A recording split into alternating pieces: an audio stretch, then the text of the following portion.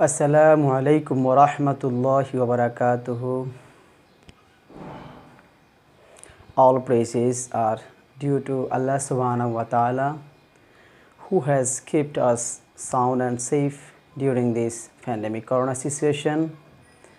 My dear students, I am Muhammad Abul Kashim, Senior Lecturer, Department of Islamic Studies, Milestone College, Dhaka. Dear students, in our today's class, I will discuss about Chapter 2, Lesson 22, 23 and 24.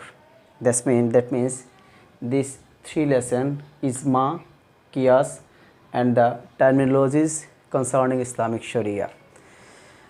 Dear students, I have written some important questions from Ijma, Qiyas and the terminologies concerning Islamic Sharia. Let's start our discussion. The first question, what is Ijma? According to our textbook, the word Ijma means to agree, to be united, to come to a common opinion.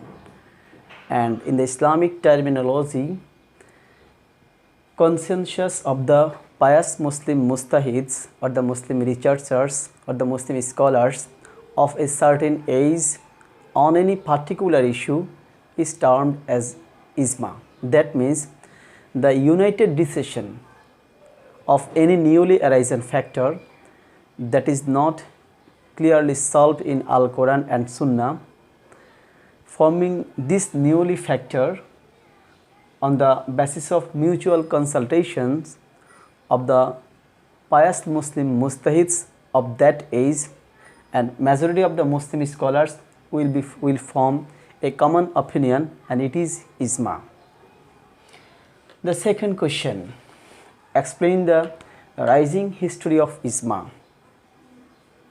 That means how Ijma was arisen and what is the rising or starting history of Ijma. Dear students, if we see Ijma, it is the third source of Islamic Sharia. It was practiced during the lifetime of Prophet Muhammad sallallahu alaihi wasallam also. That means when Prophet Muhammad sallallahu alaihi wasallam used to decide any important factor, most of the time he used to consult it with his prominent Sahabis, and Rasulullah sallallahu alaihi wasallam used to take the opinions of the Sahabis to form any newly factor, to form the decision of any newly factor. And thus Prophet Muhammad sallallahu alaihi wasallam was also practiced Ijma. And after the demise of Rasulullah sallallahu alaihi wasallam, if we see during the regime of Khulafa Rashidun, we see also the practice of Ijma. That means Hazrat Abu Bakr radiyallahu ta'ala anhu was also formed Ijma or practiced Ijma, especially during the compilation of the Holy Quran, when Umar radiyallahu ta'ala anhu proposed Hazrat Abu Bakr radiyallahu ta'ala anhu to compile Al-Quran. At first, Hazrat Abu Bakr radiyallahu ta'ala anhu denied the proposal, but when Prophet Muhammad sallallahu alaihi wasallam took the opinion, when Hazrat Abu Bakr radiyallahu ta'ala anhu took the opinion of all of the Sahabis, then most of the Sahabis decided, or they has given their opinion to take initiative for compilation of Al-Quran. And that's why Hazrat Abu Bakr radiyallahu ta'ala anhu compiled Al-Quran on the basis of Ijma. Even during the regime of Hazrat Umar radiyallahu ta'ala anhu also we see Tarawih namaz, the Salat of Tarawih, it was decided for 20 rakats and in Jamaat. This decision also was formed by the opinion of the majority Sahabis of Prophet Muhammad sallallahu alaihi wasallam. That was formed during the regime of Hazrat Umar radiyallahu ta'ala anhu, that Tarawih namaz will be 20 rakats and it will be performed in Jamaat. So and after this Khulafa Rashidun also, in all the ages Ijma was practiced, and up to Qiyamah Ijma will be practiced as the third source of Islamic Sharia. So Ijma is the third source of Islamic Sharia. It is an important source of Islamic Sharia. Question 3, what is Qiyas? Explain.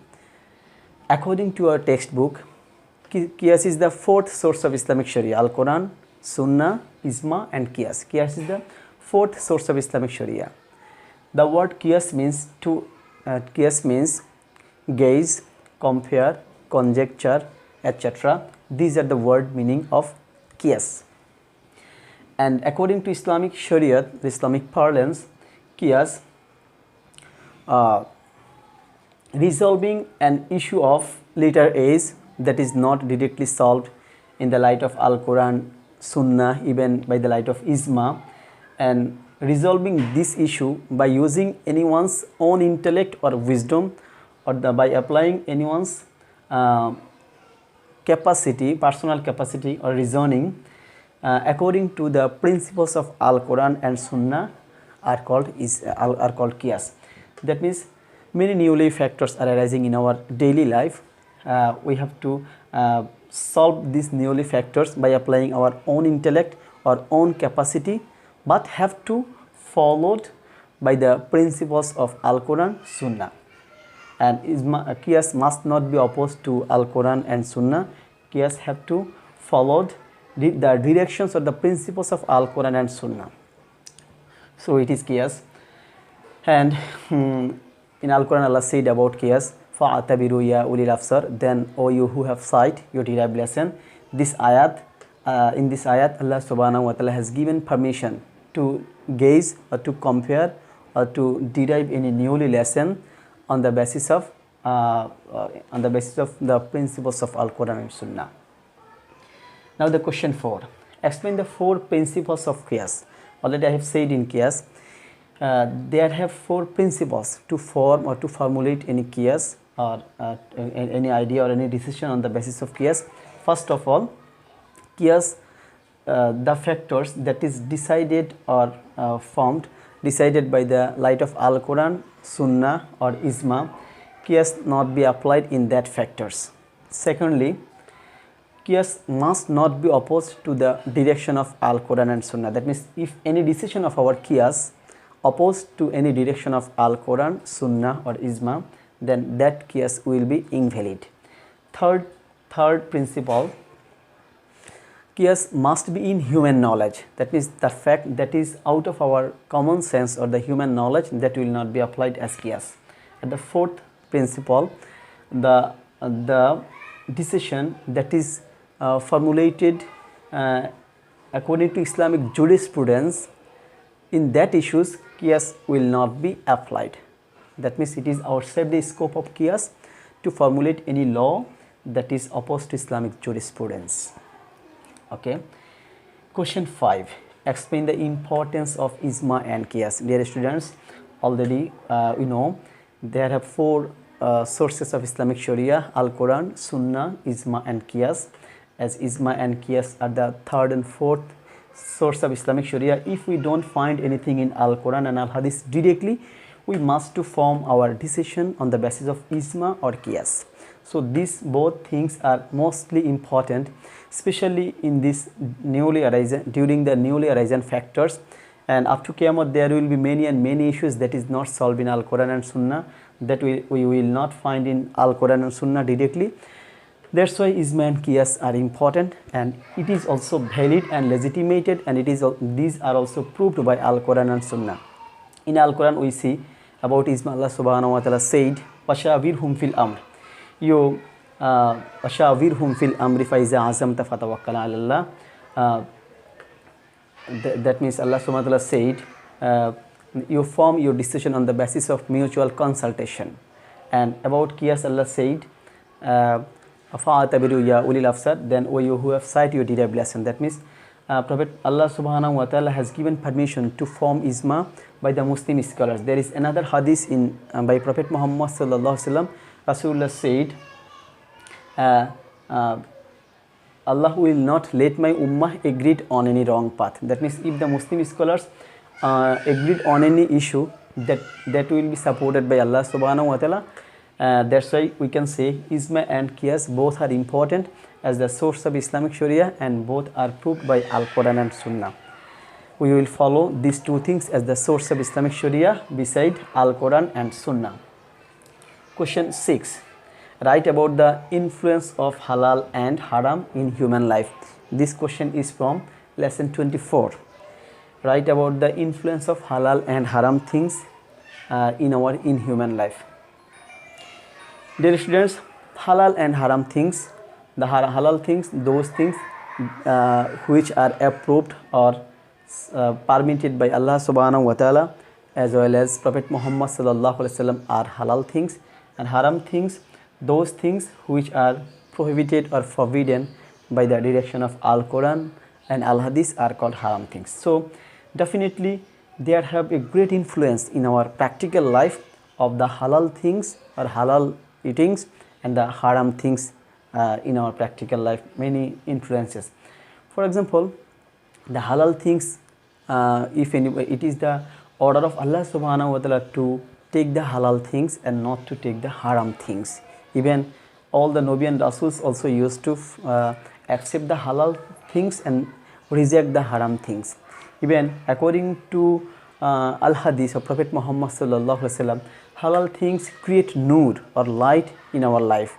Halal things also inspire us to do the ibadats of Allah subhanahu wa ta'ala, and halal things confirm the concentration of a man to the ibadat, to the good activities and to the noble activities. On the other hand, haram things inspire a man to do various types of unjust, inhuman and unkind activities, and thus halal and haram things fall a great influence in human life, positively or negatively. There is a hadith from Rasulullah sallallahu alaihi wasallam about eating haram things. Rasulullah sallallahu alaihi wasallam said that body which is formed with the haram things will be the fuel of Jahannam. That body which is formed with the haram things will be the fuel of Jahannam. Even in another hadith, Rasulullah sallallahu alaihi wasallam said, a man finishes a long journey and raising his both hands praise Wallah, Wallah, but how his ibadat will be accepted as his body, dress, etc. are formed with the haram things. So dear students, we can say that halal things has many and many good influence in our regular life, in our regular activities, and haram things falls various steps of negative and various steps of negative impact in our regular life, in our body, in our mind, etc. So we will avoid the haram eating and we will always accept the halal things. Okay, dear students, that's all in our today's class. Inshallah, we will come here with another topic.